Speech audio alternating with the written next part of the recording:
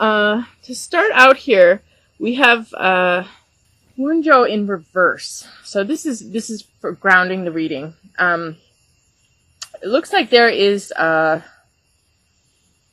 some negative situation or negative energies. There's like this submergence into like kind of a feeling of hell almost. Just so much negativity, toxicity. It's like sadness and confusion and just feeling possessed by negativity and feeling like the need to rage and just kind of overwhelm. And it could even be like some type of bipolar thing where there's like this back and forth where this negativity and then also just like totally impractical, delusional positives too. It's like just things very, very much imbalanced here. Just feeling imbalanced in life and just feeling like everything is, also a feeling of alienation, feeling like you're alone, you're stuck, you're confused, you're overwhelmed, just feeling down, just like brought to your knees with the negativity. And, but this is paired with the being able to find that, star to follow you out, find that light at the end of the tunnel. And being able to, sometimes when we hit rock bottom, that's when we start to actually get that spiritual strength, where we surrender and we realize that the situation is beyond us and we reach to something higher and realize that we surrender to the reality and then ask for help. And that help is there. So, you're wanting to know what to do or how to get out of something, and you receive this knowledge, you receive this connection with the universe, or this feeling of being carried through a hard time. So, it's just, you're being picked up out of a really negative situation here. So we start out, these are the moving lines, so these are steps in time, and we start out with Chocolata, which is about getting your balance and starting to, like, it's almost like all of a sudden you become really aware of what is intoxicating you, what is bringing you down, what is knocking you to your knees, what is really, making you on those extreme highs where you're feeling excessive with everything, where you're feeling that rage or that depression and that alienation and being brought to your knees where you just can't handle things anymore. And really getting a grip on what it is that's influencing you, what it is that is making you feel off balance. And Chocolata has to do with understanding that everything's okay in moderation, but if you have too much of it, it can be a poison. So everything can be a medicine in moderation, but you got to see when you're losing respect for that medicine and it's becoming an addiction where it's taking over for you. When all of a sudden you lose your power and you've given it over to something else, and becoming aware of where you've given your power. How have you given your power away? To what? And taking that power back. So there's this first step here in taking your power back and becoming aware of what you're taking in, what you're surrounding yourself with. So this can be, any food, any drink, any food, any smoke, anything you're putting into your body. It can also do with people. Any thoughts that people are putting into your head, a lot of times if you have a person who is just, emotionally manipulating you or, emotionally or psychologically abusing you in some way, this totally throws you off. I mean, you're going to be off with everything, and you got to see what's the poison. Where have you given your power away? And you got to take that back, and you got to realize that you can't have that in your environment anymore, or you can't have that being put into your body anymore. Something has to change, because you just can't go on like this. Something has to change. So, as soon as you have respect for whatever it is that you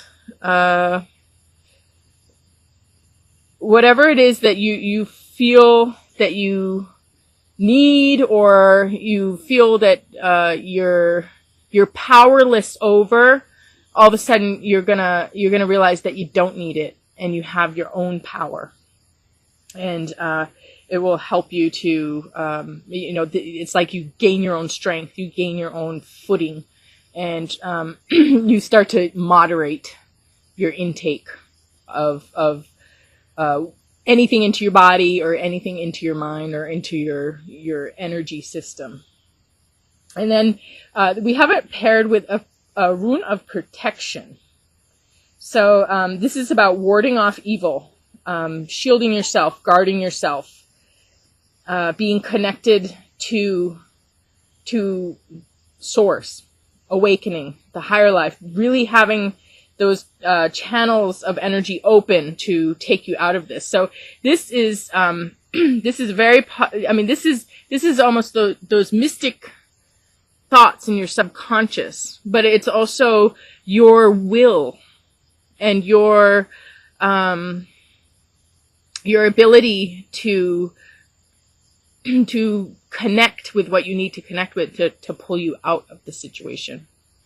Then we move into Tai Tip, which actually has to do with collaborating with other people, finding your right people and working with them, and being able to do something beyond what you could do by yourself. So all of a sudden, this feeling of alienation, you don't have that anymore, and you're connecting with the right people so that you can really thrive in your work and service, and have those right connections with the people around you to be able to do more than you could by yourself.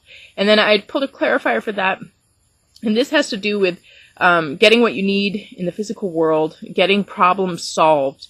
OSHA has to do with healing earth issues, healing the problems around you, and coming together with others to sort out problems. So this is about coming together with people you care about to work out issues, and coming to clarity when before you felt like you were in a state of chaos or confusion, or there's something that needed healing, and then all of a sudden you come together with people and everybody focuses on this problem, and there's some type of resolution when it comes to this issue. And then we have it combined with Manas, which is the concept of self and people, and your connection with people, and who can you trust, who can you not trust, and really having intelligent relations, intelligent emotional intelligence with people. So there's this strong clarity of who you can trust and who you can't trust, and aligning yourself with the right people, and aligning yourself with your higher self. Again, finding your own power, and being with people who appreciate and respect that. And then we move into Sasquatch. So we have a king of earth and then a king of mind. And Sasquatch is something that is beyond belief systems. It's something that kind of breaks through your normal world. A lot of times people cannot accept something beyond their belief system, and they reject it, and they just automatically do it. It's like, it's almost like habitual response to reject something beyond belief system. So you feel like you fit in, or you feel like everybody thinks you're normal. But there's a lot of mass confusion there's a lot of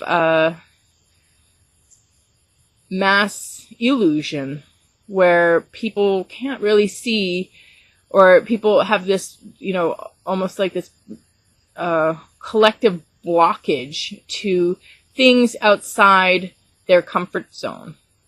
So Sasquatch is, about the Bigfoot. So, there's a lot of proof that the Bigfoot exists, but, if somebody were to ask us, a lot of times even, we might even believe in something, but then in a group of people we'll say that we don't, just because we don't want to get into it, or, you just go with the status quo. So this is about, aliens or whatever. A lot of people will, they can't believe in the existence of an alien. And then if you actually happen to see some UFO type thing, it's almost like you can't believe it, or you can't make sense of it. And you start to try and make sense of it in terms of what your belief system is. And somehow it doesn't really fit. It doesn't really make sense. There's just, something there that just doesn't, there's still something that is not, not panning out with, how it could be possible. So then all of a sudden you start to realize that, okay, maybe you're seeing something beyond what you normally have seen in the past. Maybe you're seeing something beyond what you're used to, what you've seen your entire life or believed in your entire life. There's something that just doesn't make sense right in front of you. So now all of a sudden you have something outside of your belief system that you're going to have to break down your personal beliefs to start to accept or embrace the truth of your experience. So this has to do with, the truth of your experience, breaking down old belief systems, and kind of coming to a awakening, or an expansion of thought, or an expansion of understanding. And then I drew a clarifier on this, and this is about something being born in your life that's beyond you. And there's something that that wants to come in, or something that is coming into your life, some way in which your life is changing, or some way in which your life is greatly improving in your physical world, and it's beyond you. So it's interesting because we have this concept of being beyond, and having this beyondness coming into our regular everyday life. So this is, I find this very interesting, with the resourcefulness, we're reaching up beyond where we normally have, we're going beyond our usual limits for help. And then we have experiences that take us beyond our limited thinking, or our past belief system. And then we have something beyond actually coming in and manifesting in our lives that really takes us for a ride and changes everything. So there's this big kind of movement from the beyond into your personal experience of life and personal understanding. And then we have the rune combined with this that has to do with like the harvest, and finally breaking through and having all of your hard work, or all of your prayers finally being answered, things finally coming in for you. Having that success and that peace, and feeling, accomplished at the end of a cycle, feeling the changes that are happening, and the ending of a lot of hard work, and kind of moving into an easier way. So it's like getting the hang of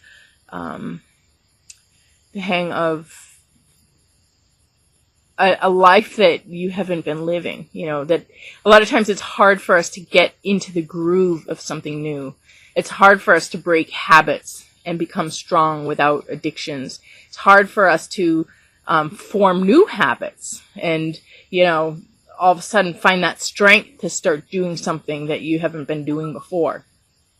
So we have this movement into a new cycle here, and having that strength to move into that new cycle, combined with you know, having our thoughts change and having our physical life change. So we have a lot of changes after kind of getting a grip on things here, and then having the right connections with people, and then again having something beyond us coming in and answering our prayers and being kind of being that miracle we've been waiting for from the universe. So there's a lot of stuff. I mean, this one has to do with people being there for you, but most of this is, you know, coming from beyond, coming from your own connection to the universe, kind of all of a sudden kicking in and making things work for you. So then we have what is healing, and then we have this change in your life. So again, this big change here, and finding something that you love so much that you have to revolve your life around and change things for. It's like when you have a baby, you have to change your whole life. I mean, when you get pregnant, you know, everything has to change. You got to, because, you know, either you do that or you don't accept the responsibility of your life or the things that you care about. So it could be, I mean, this is Little Red Amore, which is the reason I ended up getting a chicken flock, and then changing the course of how I do oracles, changing the course of how I express the importance of connecting with nature. And it you know, the chickens really did change the course of my life, even though they're just chickens. I still saw the value of them, and I love them, and I really changed my life to embrace them, because I felt that there was such an important love and message and experience about the chickens that is really important for people to learn about, and something important for me to keep and cherish and, you know, acknowledge as sacred. So as you embrace this new thing in your life, and it might change your career, it might change your course of plans, but or it might just alter them in some way. But there is this shift and change, this death and rebirth in your planning for life, and what you the way you live day to day, where you have to do what you need to do for what's important. I mean, it's like if you don't do this, you just don't feel good about yourself. So you gotta do this, and you gotta make your life good for whatever this is that is coming in. So you have a healing around this. So which means that there is something already in your life, but now you're getting the strength to really embrace this change, and you're really kind of accepting the fact that this is a part of your life now, and you need to make space for that and make plans with that in mind.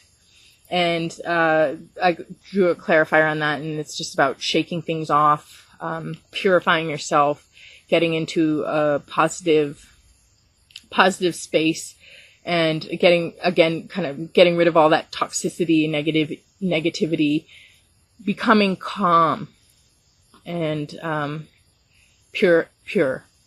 So this is lavender. Lavender cleanses the skin, it cleanses the aura, and you shake things off and come back to yourself, where there's nothing kind of taking away from the sense of who you are. And then the rune here combined with that has to do with inheriting property, inheriting a home, or inheriting some type of physical thing. And it can also have to do with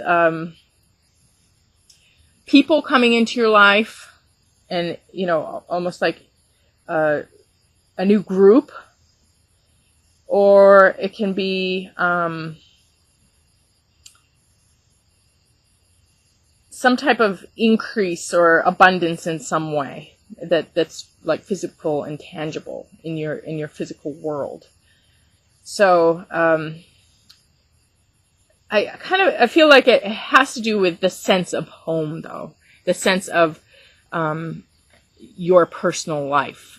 You know, something physical or tangible that comes into that, and you feel that it's really important or it's really significant. So again, it kind of is similar to the concept of Little Red Amore, but this is not so much just one thing, but more of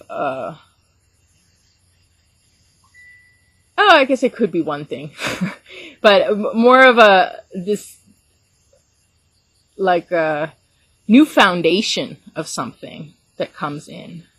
So it's not just something that you have to change your foundation for, but it's actually like your foundation is changing, and you have, this is like a perfect timing for your foundation to change when you have something that you really need to be providing for, or changing your life for. And then we have the overall message card, which is people that are bound for a lifetime. People who are with you unconditionally, no matter what. You can do no wrong. And they're there for you all the time. And you can always rely on these people. And they're just solid help, solid therapeutic relation. So, you know, the overall message card is something that you should definitely think about and keep in mind. So if there is somebody in your life, definitely draw on that person. Or, you know, if there's something a little rocky, it's like you have to know who's there for you when the going gets tough.